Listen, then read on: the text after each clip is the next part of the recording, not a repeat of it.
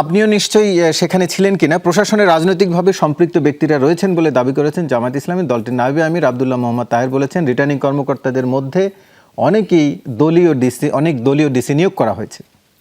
আপনার কিছুদিন আগের, বেশ কয়েক মাস আগের সাবেক উপদেষ্টা মাহফুজ আলমের কথা আপনার মনে আছে নিশ্চয়ই। তিনি বলেছিলেন তার চোখের সামনে বিএনপি জামাত ডিসি ভিসি প্রভিসি নিয়ে ভাগ বাটোয়ারা করেছে। এখনকার অভিযোগটি কি এমন যে আপনাদের ভাগে একটু কম পড়েছে বলে অভিযোগ, এরকম নাকি? না, এরকম মোটেও এরকম না। আপনি দেখবেন সর্বশেষ ডিসি নিয়োগ হয়েছে লটারির মাধ্যমে। কিছু কিছু ডিসি নিয়োগ হয়েছে লটারি সিস্টেমের বাইরেও, কিছু কিছু আছে। আমরা কনসার্ন রেজ করেছি ওই সমস্ত ব্যাপারে। দু একটা তিনটা জায়গায় দেখা গেছে যে লটারির মাধ্যমে ডিসি নিয়োগ হয় নাই। একজন ডিসি সেখানে অ্যাপয়েন্টেড ছিলেন, পরবর্তীতে ডিসিকে চেঞ্জ করা হয়েছে একটা বিশেষ কারণে। চেঞ্জ করে যাকে রাখা হয়েছে তিনি আছেন, অথচ লটারির মাধ্যমে 64টা জেলায় যখন নিয়োগ দেওয়া হয়েছে ওই কয়েকটা জেলা থেকে বাদ করেছে। আমরা কনসার্ন রেজ করেছি যে দেখা গেছে কিছু ইমপ্র্যাকটিক্যাল ইমব্যালেন্স বিহেভিয়ার, যে কারণে এক জায়গায় নমিনেশন পেপার বাতিল হচ্ছে, একই কারণে আরেক জায়গায় নমিনেশন পেপার বাতিল হচ্ছে না। যে কারণ দেখিয়ে এক জায়গায় নমিনেশন পেপার বৈধ করা হচ্ছে, একই কারণে আরেক জায়গায় নমিনেশন পেপারটা বৈধ করা হচ্ছে না। ডুয়েল সিটিজেনশিপের কথা ধরেন।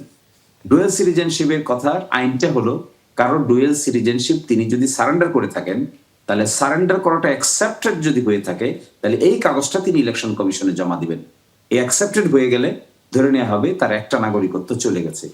কিন্তু দেখা গেছে বেশ কয়েকটি জায়গায়, আব্দুল আউয়াল মিন্টু, সিলেটে মালেক সাহেব এবং কয়সার সাহেব নামে আরেকজন আছেন, তারা শুধুমাত্র অ্যাপ্লিকেশন করেছেন, তাদের অ্যাপ্লিকেশন অ্যাকসেপ্টেড হয়নি। অ্যাকসেপ্টেড যদি না হয়ে থাকে, তাহলে তাদের ডুয়েল সিটিজেনশিপের গ্রাউন্ডে তাদের নমিনেশন পেপারটা কি করে অ্যাকসেপ্টেড হবে?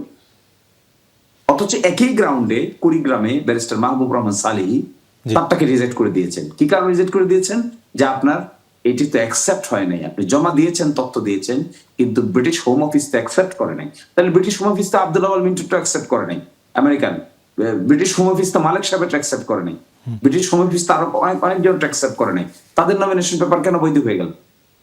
এই কোয়েশ্চন তোলা তো খুবই স্বাভাবিক, এবং এটা তুলতে না পারাটা আমি মনে করি এক ধরনের inability. That's why we raise the question যে যদি ডিসিশন মেকিং এর মধ্যে একটা হোমোজেনিটি না থাকে, একটা ইকুয়ালিটি না থাকে, তাহলে তো আপনার anybody will be discriminated on the basis of their political identity.